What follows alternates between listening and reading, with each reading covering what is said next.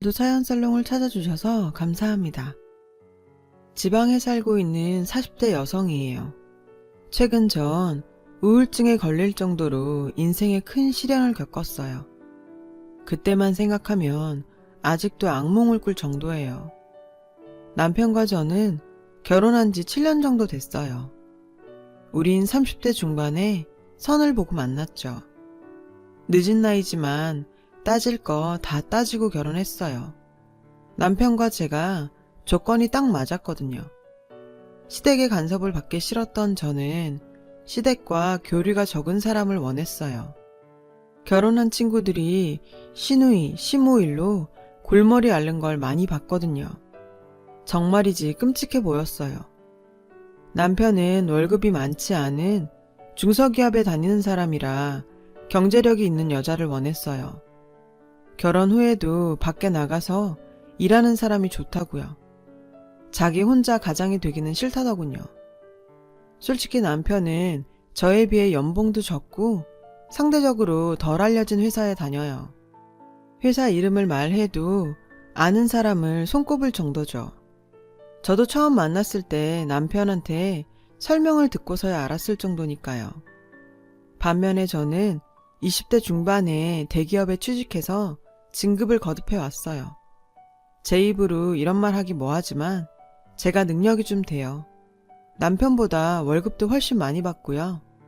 분기별 보너스도 꽤 받기 때문에 명절에 엄마 명품백 사드릴 능력 정도 된답니다. 그렇다고 사치를 하는 성격은 아니에요. 지금까지 받은 월급의 절반은 꾸준히 저축을 했을 정도니까요. 능력도 능력이지만 따지고 보면 다른 동기들 결혼할 때 일하고 육아할 때 일한 결과였어요. 알아놓을 정도 아니면 결근하는 일이 없을 정도로 주변에서 지독하다는 소리를 듣고 살죠. 솔직히 30대까지는 회사까지 관두고 결혼하는 사람들이 이해가 안 갔어요. 근데 30대 중반쯤 되니 달라지더군요. 남자친구는 둘째치고 만날 친구도 없다 보니 그런가 봐요. 친구들은 애 키운다고 눈코 뜰 새 없이 바쁜 데다 만나도 지들끼리 아가와 시모, 시누이 얘기만 해대는데 낄 틈이 없더라고요. 그런 만남이 이어지다 보니 소외감이 들기 시작했죠. 그나마 자주 만나는 친구라곤 얼마 전 이혼한 수기뿐이에요. 수기는 결혼하고 3년 만에 이혼을 했어요. 결혼할 때만 해도 변호사 남편 만났다고 주위 친구들이 많이 부러워했어요. 결혼도 호텔에서 했고 사회자로 유명 개그맨까지 섭외했고요. 근데 위자료도 못 받고 합의 이혼했다는 거 보면 수기한테 책임이 있는 것 같았어요. 자기도 쪽팔리는지 말 안 하더라고요. 아무리 친해도 억지로 물어보기 좀 그랬고 언젠가 수기가 솔직하게 말해줄 거라 생각했어요. 주변 친구들 중에는 20에 결혼해서 애 셋 낳고 사는 친구도 있고 수기처럼 이혼한 친구도 종종 생겨나긴 했지만 친구들이 사는 걸 보니 저도 좀 생각이 달라지더라고요. 그제서야 저도 결혼해야겠다 생각이 들었어요. 그때 저희 남편을 만난 거죠. 외모도 평범하고 무던한 사람이라 좋았어요. 나이에 비해 배도 안 나오고 자기관리도 잘한 것 같고요. 특히 남편 쪽엔 우리 결혼에 왈가왈부할 시댁이 없었어요. 남편한테는 미안한 소리지만 그게 가장 혹한 조건이기도 했어요. 남편 아버지는 어릴 때 도망갔다고 했어요. 초등학교도 들어가기 전에 바람나서 집 나간 이후로 얼굴 한번 본 적 없다더라고요. 사춘기 때 같이 찍은 사진도 다 태워서 사진 한 장 없고요. 그래서 남편은 할머니 손이 컸다고 하더군요. 어머니는 남편이 중학생 때 재혼해서 새 가정을 차렸다더라고요. 처음에는 재혼한 남자도 소개시켜주고 같이 살자 했었나 봐요. 그런데 배다른 동생 태어나고 점점 소원해졌다고요. 남편의 유년 시절 얘기를 들을 때마다 참 복없는 사람이다 생각했어요. 부모한테 받은 것도 없고 유년 시절도 그렇게 보내서 본인도 자신이 자식 낳아 잘 키울 수 있을지 모르겠더래요. 살아온 과정은 달랐지만 그런 것과는 상관없이 우리는 반년 정도 만남을 가지다 바로 결혼했어요. 남편도 저처럼 나이 때문에 결혼을 서두른 비혼주의자였어요. 하지만 아이 문제에 대해서만큼은 서로 의견이 달랐죠. 저는 아이를 꼭 가지고 싶었지만 남편은 그 반대였어요. 저는 비혼주의자였을 때도 나중에 정자은행이라도 가서 나 닮은 애는 꼭 낳아야지 결심할 정도였어요. 친구들 아이만 봐도 그렇게 좋을 수가 없었거든요. 그런데 남편은 좀 달랐어요. 자기 부모 영향인지 아이 낳는 거에 대해 되게 신중했어요. 자기가 애를 잘 키울 수 있을지 모르겠다고 계속 걱정하더군요. 그래서 2세 얘기만 나오면 싸웠어요. 의견 차이가 좀처럼 좁혀지지 않더군요. 그래도 결혼하면 달라지겠지 싶어 결혼을 했어요. 저도 일한다고 바빠 당장 애를 갖고 싶지는 않았어요. 몇 년 기다리면 생각이 달라질까 싶었죠. 남편을 설득할 자신도 있었고요. 딩크족 아시죠? 애 안 낳고 부부 둘이 사는 가정이요. 그렇게 저희는 딩크족처럼 몇 년을 살았어요. 그런데 시간이 갈수록 초조해졌어요. 결혼할 때도 이미 노산이긴 했지만 더 늦어지면 몸이 안 따라줄 것 같았거든요. 남편 몰래 냉동 난자, 냉동 정자 방법도 알아보던 중이었죠. 그래서 저는 남편 모르게 임신 준비를 하기로 했어요. 저희 엄마는 용하다는 한의원 가서 부부한약도 지어 오셨고요. 물론 남편한테는 기력 좋아지는 약이라고 거짓말했어요. 부부한약이라고 말하면 싸울 게 뻔했거든요. 전 이런 고민을 절친인 수기에게 자주 했어요. 가정이 있는 친구들은 이런 고민을 이해하지 못할 테니까요. 마침 수기가 이혼 후 저희 옆 동네에 이사를 왔거든요. 엎어지면 코 닿을 거리라 퇴근 후 우린 자주 만났어요. 가끔 호프집에서 남편과 셋이서 맥주를 마실 때도 있었고요. 수기는 쿨한 성격인데다 이성한테 끼를 부리는 여우 같은 애도 아니었어요. 그래서 저도 마음 편히 다 같이 놀았죠. 가끔 둘이 저보다 더 잘 맞는 것 같아서 조금 질투가 나기도 했지만요. 그래서 한 번은 남편한테 이런 말을 물은 적도 있어요. 자기, 만약에 결혼 안 했으면 수기 같은 여자는 어떨 것 같아? 그랬더니 남편은 자기 취향이 아니라고 하더군요. 좀 부담스러운 타입이라면서요. 그러니 그런 질문 하지 말라고요. 실례라면서. 그래서 전 남편한테 사과했어요. 그런데 어느 날이었어요. 텔레비전에 아기들 나오는 예능 많잖아요. 생전 그런 프로는 안 보던 남편이 그걸 보면서 애들이 참 귀엽네 라고 지나가는 말로 하더라고요. 전 이때다 싶어 남편한테 아이에 대한 생각이 좀 달라졌냐고 슬쩍 물었어요. 그러자 남편은 전보다는 아기가 눈에 밟힌다고 하더라고요. 좋은 변화라고 생각했죠. 남편은 자기 친구들 중에 아기 있는 집이 많은데 조카들이 삼촌 하는 소리만 들으면 마음이 좀 뭉클했대요. 그래서 남편에게 더 늦기 전에 애를 하나 갖는 것도 괜찮을 거라고 했어요. 그랬더니 남편이 그게 마음처럼 쉽냐며 방으로 들어가더군요. 아니, 저만 좋자고 애 낳자는 거 아니잖아요. 비협조적인 남편의 태도에 순간 기분이 좋지 않았어요. 언제까지 자기 고집만 부릴 건지 참. 그러다 코로나19가 터졌어요. 요즘은 온 나라가 코로나 때문에 난리잖아요. 저희 옆 회사만 해도 확진자가 나와서 회사 방역하고 난리도 아니었죠. 사실 그때까지만 해도 저와는 먼 나라 얘긴 줄 알았어요.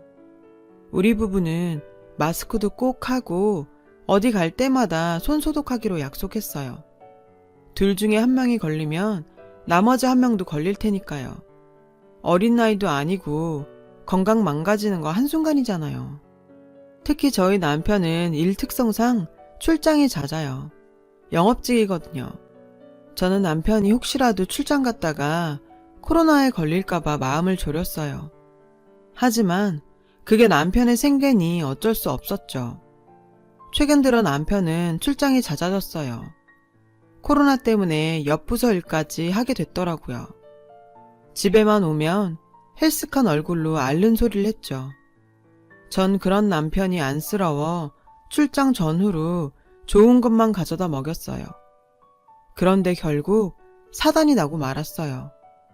그날은 남편이 지방에 출장 갔다 오는 날이었죠. 전 퇴근 후 집에서 저녁을 차려놓고 기다리고 있었어요.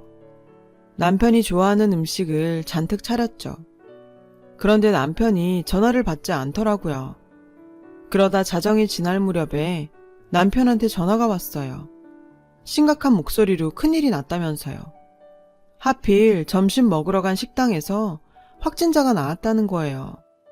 제가 되도록이면 손님 없는 식당에서 밥 먹으라고 했건만 운이 안 좋았던 거죠. 어디에 하소연할 데도 없었어요. 하는 수 없이 남편은 자가격리를 해야 하는 상황이었죠. 남편은 지방 친구네 집이 비었으니 거기서 지낸다고 했어요. 저는 아무 의심도 하지 않았어요. 오히려 남편이 걱정되어 이것저것 생필품을 보내주려고 친구 집 주소를 물었어요. 그러자 남편이 극구 사양하더군요. 당신 일도 바쁜데 나까지 신경 안 써도 돼. 난 여기서 잘 지내고 있으니까 당신도 몸조심히 잘 있어. 그날부터 남편과 저는 전화로만 연락을 했어요. 다행히 저희 남편은 감염자랑 접촉을 하지는 않았고 식당이 커서 자리도 한참 떨어져 있었다고 하더군요. 참 다행이죠. 저는 이왕 남편과 떨어져 있는 김에 임신 준비도 하고 남편을 설득할 준비를 해야겠다 싶었어요. 회사에 휴가를 내고 산부인과도 갔고요. 다행히 나이에 비해 자궁 나이가 젊어서 임신 걱정은 안 해도 된다더군요. 의사 선생님은 임신 계획이 있으면 남편과 같이 내원해서 남편도 이것저것 검사받으라고 했어요. 그래서 바로 예약했죠. 걱정하고 간 산부인과에서 희망적인 말을 들으니 기분이 좋더라고요.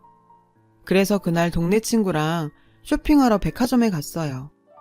남편이 갖고 싶다고 했던 명품 신발이 있었는데 이참에 사두려고요. 그날 친구랑 갔던 백화점은 사실 평소에 제가 자주 가던 곳은 아니었어요. 저희 집에선 좀 멀거든요. 그날은 친구가 이왕이면 동네를 벗어나 바람도 쐴 겸 가자고 해서 간 거였죠. 전 가끔 생각해요. 만약 그날 제가 백화점에 가지 않았다면 전 지금 어떻게 살고 있을까? 백화점에서 남편 신발을 사고 내려가는 길에 아동복 파는 층이 있었어요. 평소 같으면 갈 일도 없는 층이죠. 근데 그날따라 아기 옷을 구경하고 싶더라고요. 친구와 저는 전시된 아기 신발이 너무 예뻐서 구경하던 중이었어요. 주위에는 아기를 데려온 젊은 부부들도 보였죠. 그런데 함께 온 친구가 제게 그러더군요. 아무래도 옆 가게에서 아기 용품 고르고 있는 사람을 확인해 보는 게 좋겠다고요. 전 친구가 좀도둑이라도 봤나 싶었어요. 그래서 대수롭지 않게 생각했는데 순간 친구의 목소리가 떨리더군요. 은정아, 저기 네 남편 아니야? 아무리 봐도 너무 닮았는데? 에이, 무슨 소리야. 우리 남편 코로나 때문에 지방에 있는데 그냥 닮은 사람이겠지. 전 친구가 무슨 시덥잖은 소리를 하나 했어요. 그런데 옆에서 익숙한 목소리가 들리는 거예요. 소름이 쫙 끼치더군요. 아니겠지 하며 고개를 돌렸어요. 그런데 자가격리 중이라 지방에 있어야 할 제 남편이 거기 있지 뭐예요. 여자와 팔짱까지 끼고서요. 두 사람은 아기용품을 고르고 있었어요. 그 모습이 어찌나 다정해 보이던지 전 너무 놀라 뒷걸음질 쳤어요. 친구와 저는 그들이 눈치채지 못하게 기둥 뒤로 몸을 숨겼어요. 마스크와 모자를 끼고 있었지만 분명히 제 남편이었어요. 남편이 쓰고 있는 모자는 제가 생일날 해외 직구로 구매해준 한정판 모자였어요. 기가 찬 나머지 저는 아무 말도 하지 못했어요. 멍하니 서서 계속 쳐다볼 뿐이었죠. 저를 못 봤는지 두 사람은 애정행각까지 벌이더군요. 그러다 제 친구가 참다 못해 남편한테 야! 하고 소리 질렀어요. 그때서야 남편은 친구와 절 발견했죠. 마치 못 볼 걸 본 사람처럼 표정이 일그러지더군요. 남편은 여자를 데리고 황급히 도망을 쳤어요. 제가 말을 붙일 시간도 없이요. 어이가 없더군요. 도무지 이게 무슨 상황인지 분간이 가지 않았어요. 그 둘이 아무 사이도 아니라면 저를 보고 도망갈 리가 없잖아요. 머릿속에서 오만 가지 생각이 지나가더군요. 순간 현기증을 느꼈어요. 그 바람에 하마터면 쓰러질 뻔했죠. 다행히 친구가 급히 정수기에서 물을 떠다 주어서 정신을 차릴 수 있었어요. 심장이 터질 것 같이 뛰었어요. 친구가 저한테 정신 차리라며 남편과 같이 있던 년 얼굴을 봤냐고 묻더군요. 전 고개를 가로저었어요. 검은 모자와 마스크로 꽁꽁 싸매고 있어서 얼굴을 볼 수 없었거든요. 친구는 남편과 같이 있던 여자를 잡아서 얼굴 봐야 된다고 절 잡아 끌었어요. 그 말에 정신을 차리고 보니 저 멀리 남편과 그 여자가 주랭랑을 치는 게 보이더군요. 망설였어요. 솔직히 두려웠거든요. 굳이 제 눈으로 보지 않아도 될 광경을 목격하고 싶진 않았어요. 이대로 가다간 정말 돌이킬 수 없을 것 같았거든요. 하지만 그때 친구가 제 어깨를 잡고 흔들더군요. 피한다고 피할 수 있는 게 아니야. 친구 말에 정신이 번쩍 들었어요. 전 없는 힘 있는 힘을 쥐어 짜봤어요. 그리곤 마치 영화 속 추격 장면처럼 저와 친구는 그들을 뒤쫓았죠. 하마터면 놓칠 뻔했지만 다행히 지하 주차장까지 쫓아갈 수 있었습니다. 그런데 꽁꽁 싸맨 채 제 남편 뒤에 숨어있는 그 여자의 모습이 왠지 낯이 익더라고요. 얼굴을 가려서 정확히 누군지는 감이 안 잡혔지만 당신이 왜 거기 있는 거야? 남편이 도리어 제게 묻더군요. 전 어이가 없어서 크게 웃었어요. 자가격리? 지금까지 그런 거짓말을 하고 새 살림이라도 차리셨어? 애도 없는 사람이 왜 아기용품점에서 나와? 그러자 남편은 손사래를 치며 말했어요. 아니야, 오해야. 무슨 오해? 전현이랑 무슨 사이야? 아니야, 이 사람은 잘못 없어. 이 사람 건들지 마. 오해는 무슨 놈의 오해. 전 지금까지 남편의 출장들도 의심됐어요. 내가 알던 사람이 아닌 것 같았죠. 남편 놈은 오해라고 하면서도 아무런 변명도 않더군요. 제 친구가 남편을 잡고 있는 사이 저는 그 여자에게 달려들어 모자를 벗겼어요. 그런데 이게 무슨 일인가요? 제 남편과 있던 그 여자는 제 베프인 숙이었어요. 배를 부여잡고 뻔뻔하게 저를 노려보는 거 있죠. 기가 차서 말이 안 나오더군요. 상상도 못할 조합에 저는 그대로 주저앉았어요. 어디 만날 남자가 없어서 친구 남편을 건드려요.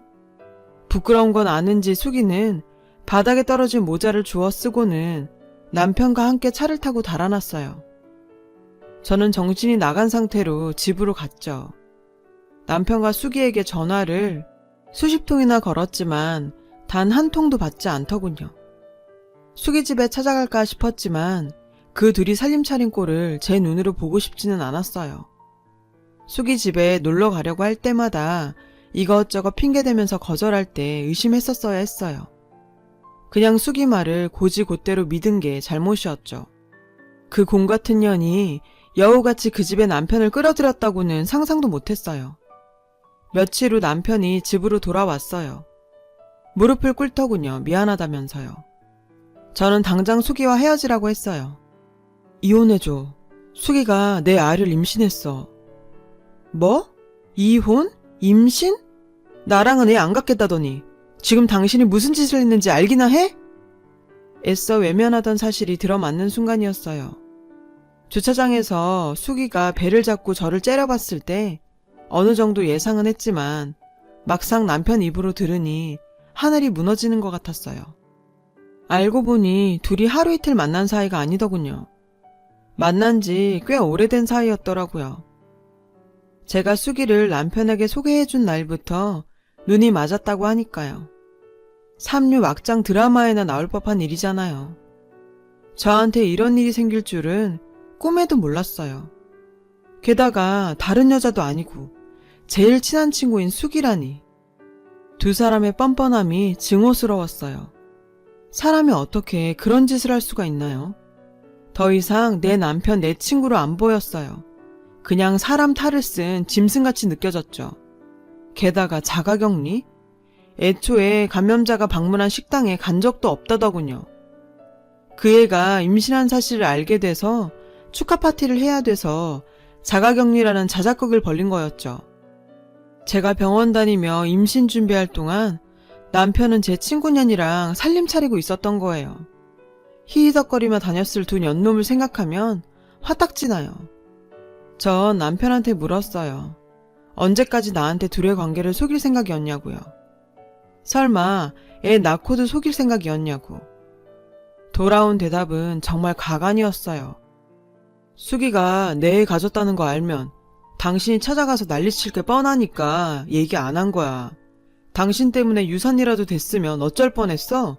어차피 애 태어나면 호적 정리도 해야 돼서 말할 생각이었는데 당신이 조금 일찍 안 것뿐이야. 적반하 정도 유분수지. 뚫린 입이라고 잘도 짓거리더군요. 솔직히 저는 남편이 최소한의 양심이라도 있다면 무릎 꿇고 한 번만 봐달라고 자기가 잠깐 미쳤었다고 용서를 빌 줄 알았어요. 그런데 뭐가 어쩌고 어째요? 저는 이혼은 절대 안 해주겠다고 했어요. 호적 정리? 제 알 바 아니죠. 둘 사이에 낳은 자식이 아빠가 없든 학교를 못 가든 제 알 바 아니잖아요. 불륜 주제에 어디서 뻔뻔하게 이혼을 요구해요. 제가 알게 된 이상 더 이상 속일 필요도 없다며 남편은 짐을 싸서 나갔어요. 생각할 시간을 갖는 게 좋겠다면서요. 며칠 후 남편한테 연락이 왔어요. 할 말이 있다며 회사 앞에서 보자더군요. 약속 장소에 가보니 남편과 수기가 같이 앉아 있더군요. 남들이 보면 둘이 부부인 줄 알 정도로 다정해 보였어요. 당장 달려들어 수기의 머리를 쥐어뜯고 싶었지만 소란을 피웠다가 회사 사람이라도 마주칠까 참았어요. 이래서 일부러 회사 앞에서 보자 했나 싶더라고요. 주차장에서 마주친 이후 수기를 보는 건 처음이라 무슨 말을 할지 궁금하더군요. 최소한의 양심이 있다면 제게 미안하다는 말 한마디는 할 줄 알았어요. 그런데 돌아오는 말은 우리 씩씩이 곧 3개월이야. 너도 남의 애 키우자고 결혼한 건 아니잖아? 깔끔하게 이혼해줬으면 좋겠다 은정아. 결국 이 사단으로 남편과 저는 이혼을 했어요. 직접 보고 나니 배신감에 치가 떨려 하루도 같이 살기 싫더라고요. 저는 이혼 위자료로 아파트와 자동차를 요구했어요. 남편은 억울해했지만 수기가 이혼을 종용한 탓인지 순순히 다 내놓더군요. 얼마 후 제 남편과 그년이 결혼한다는 얘기를 친구를 통해 전해 들었어요. 마음 같아선 식장에 가서 다 얻고 싶었죠. 하지만 그런다고 저한테 남는 게 뭐 있겠어요. 더러운 인간들 얼굴 안 보는 게 이득이라고 생각했어요. 그래서 전 그저 제 일만 열심히 했어요. 아픔을 잊고 싶어서 더더욱. 그런데 세상에 정말 권선징악이라는 게 있는가 봐요. 지인한테 남편과 수기의 소식을 우연히 듣게 되었거든요. 수기가 몸에 딱 달라붙는 웨딩드레스를 입기 위해 무리한 다이어트를 했다네요. 산부인과 의사가 애한테 무리 간다고 경고한 것도 무시하고요. 결국 결혼식에서는 예쁜 웨딩드레스를 입었지만 신혼집을 구하고 얼마 안 가 유산을 했다더라고요. 안 그래도 노산인데 다이어트까지 겹쳐서 벌어진 일이라더군요. 정말 슬픈 일이지만 전 헛웃음이 났어요. 남의 눈에 눈물 나게 하더니 정작 자신들은 피눈물을 흘리게 된 거죠. 결국 저에게 배신을 남겨준 두 사람은 유산을 겪은 후 헤어졌다더군요. 혼인신고서에 인주가 채 마르기도 전에 갈라선 거예요. 망신도 이런 개망신이 없죠. 글쎄, 더 기가 차고 어이가 없는 건요. 남편이 저한테 연락을 했다는 거예요. 회사에 자가격리를 한다고 거짓말을 하곤 불륜을 저지른 게 소문이 났다며 저보고 와서 자길 변호해달라고요. 최악의 경우 심할서를 쓰고 회사에서 잘리게 될지도 모른다고 울고불고 난리를 치더군요. 그 나이에 이직도 어렵고 앞이 캄캄할 테니 그럴만도 하죠. 물론 그 소문은 제가 퍼뜨린 게 아니에요. 그건 그렇고 평소에 행실이 얼마나 안 좋았으면 그런 소문이 나도 주변에서 도와주는 사람이 하나도 없었을까요? 뿌린 대로 거둔다는 말이 이렇게 딱 들어맞을 줄이야. 결국 남편은 감봉 3개월에 지방공장 관리직으로 발령이 났다고 해요. 잘리지 않은 걸 보니 그 인간 명도 참 질기죠. 언제까지 두 사람을 증오만 하며 지낼 수는 없었어요. 이혼까지 한 마당에 힘들게 쌓은 제 커리어까지 잃을 순 없으니까요. 그래서 정신 차려야겠다 생각했어요. 무리해가며 큰 프로젝트도 맡았고 다행히 일이 잘 풀려서 승진 기회도 얻을 수 있었습니다. 현재 저는 거래처에서 만난 사람과 연애를 시작했어요. 저보다 5살 어린 사람이에요. 심성도 착하고 저를 금이야 오기야 아껴줘요. 똥차 가고 벤츠 온다더니 그 말 틀린 말은 아니더라고요. 쓰레기는 빨리 정리하는 게 환경적으로나 정신적으로나 좋다는 걸 알면서도 왜 그렇게 미련을 가지고 있었나 모르겠어요. 제 이야기를 들어주신 모든 분의 가정에 항상 기쁜 일들이 함께하길 바랍니다. 여러분, 사연 댓글에 응원과 현명한 조언 부탁드려요. 좋아요와 구독은 저에게 큰 힘이 됩니다. 오늘도 좋은 일 가득하세요.